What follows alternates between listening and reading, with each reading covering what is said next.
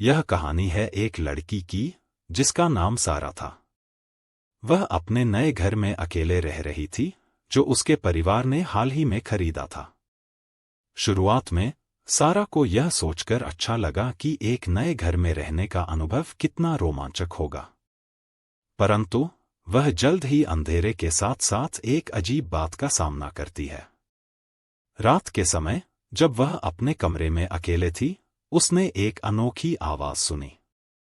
धीरे धीरे वह आवाज बढ़ती गई और उसे लगा कि कोई उसके कमरे के बाहर है। उसने डर के साथ दरवाजा खोला, परंतु कोई नहीं था। वह हर रात वही सुनाई देने वाली आवाज सुनती रही, जब तक उसने एक दिन दरवाजे के पीछे एक छिपकली की मूर्ति पाई। वह छिपकली को छोड़ने का नाम ही नहीं ले सकती थी और इसके परिणामस्वरूप उसने उसे दिन रात देखना शुरू कर दिया। लेकिन वह अब यह समझ चुकी थी कि यह छिपकली न केवल आवाज का कारण थी, बल्कि यह कुछ और भी था।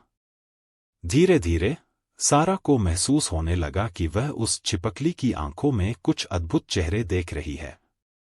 जब रात की गहरी चांदनी में वह वापस अपने कमरे में आई, तो छिपकली की मूर्ति के सामने कुछ और ही देखा।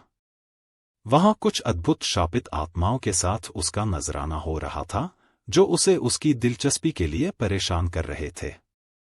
सारा ने वहां से जल्दी से भागते हुए अपना कमरा छोड़ दिया, लेकिन उसके बाद भी वह अपने नए घर में उस अंधेरे की चिता का अनुभव करती रही।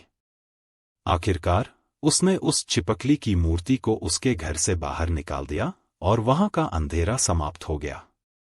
लेकिन उसने कभी भूला नहीं कि कैसे एक छोटी सी चीज ने उसके जीवन को उलझाया और उसे डरावने सपनों में खींच लिया।